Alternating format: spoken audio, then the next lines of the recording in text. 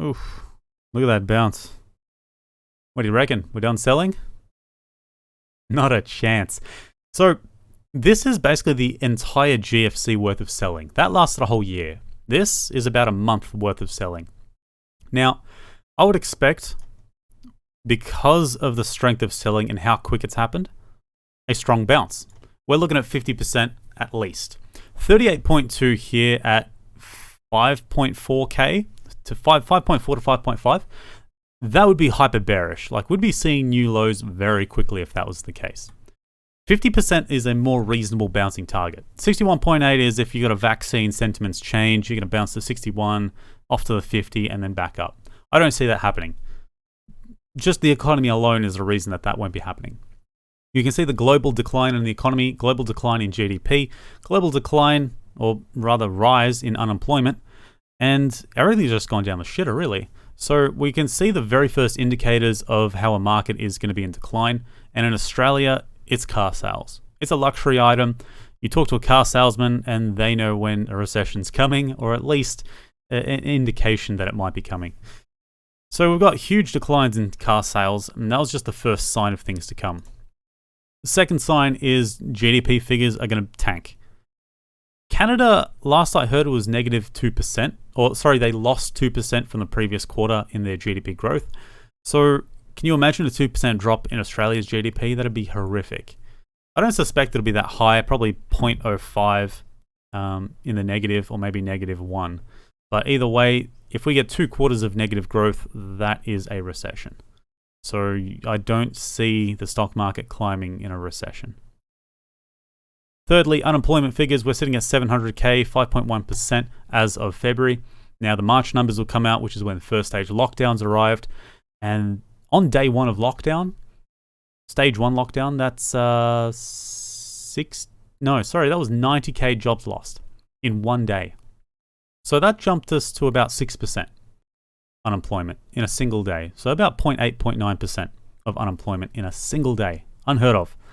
And since then, we've had Maya shut down. We've had Qantas shut down 2/3 of its staff. I've had a variety of jobs, other big businesses just shutting down. I think JB Hi-Fi in New Zealand, things like that, just everywhere shutting down. Most clothing retail stores are just closed. I haven't seen one open in a long time. Takeaway food is pretty much all you can get now, so a lot of staff being cut from restaurants. Everything. People are getting laid off left, right, and center. The question is it going to be considered unemployment or underemployment? Because people may still have jobs. People in Qantas technically have their jobs still. They're not unemployed technically, but they haven't got the hours. So they haven't been sacked. They're still there, but they just got no job to do. They're getting forced leave. So it'll be really interesting what numbers come out for unemployment and what that looks like. So keep in mind, underemployment and unemployment is worth looking at. So on April 16th, on Thursday at 11:30 a.m., we'll have the unemployment rates, and that'll be worth looking at. Then you can check the numbers for underemployment and see how that compares. I suspect underemployment will soar, and unemployment will be kind of a political thing. They'll kind of reduce it as much as possible. Now, Josh Frydenberg said there's going to be about 1 million people accessing the new benefits, and that's a political way of saying 1 million people unemployed. Now, 1 million people unemployed is like an additional 1 million is going to be about 12% unemployment, somewhere between 11 to 12. During the GFC, we had 6% unemployment. During the Great Depression, it's more like 25% unemployment at its peak. So we're sitting somewhere between a recession and the Great Depression in terms of unemployment levels, potentially. Now, the government is planning for those numbers. It doesn't mean that they're currently sitting at those numbers. But over time, the economy is getting wrecked to the point where unemployment is going to soar. Now, thank you to everyone who joined my webinar on Sunday. I had a huge turnout, far bigger than I expected. I had 60 people. I think 58 showed up, and the other 2 just wanted the recording. So thank you to everyone who joined. That was actually quite enjoyable to do. I love the engagement aspect of it instead of just recording and talking to nobody. So that live engagement is actually quite fun. And look, if anyone wants to access that webinar from Sunday, you just message me at demoniacoasx. I'll leave a description of the link below. Just hit me up. It'll be $10. It's pretty much what the people on the webinar paid. And what it does is it covers how to look for a cheap opportunity on the ASX for mid and large cap stocks.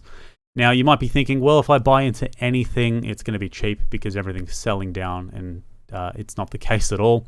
So using the valuation tool, I've had a few people email me and say, look, based on the valuation that we learned, some stocks are still trading at multiples above what they should. And they're asking me, well, is your valuation tool correct? And it's like, well, welcome to the market. There's going to be some stocks that are still overvalued. And it's about shopping and identifying where the value is based on the financial data. So the financial document, the 4C, 4D, 4E documentation, and of course accessing the 3B, figuring out the market cap, so doing all that good stuff.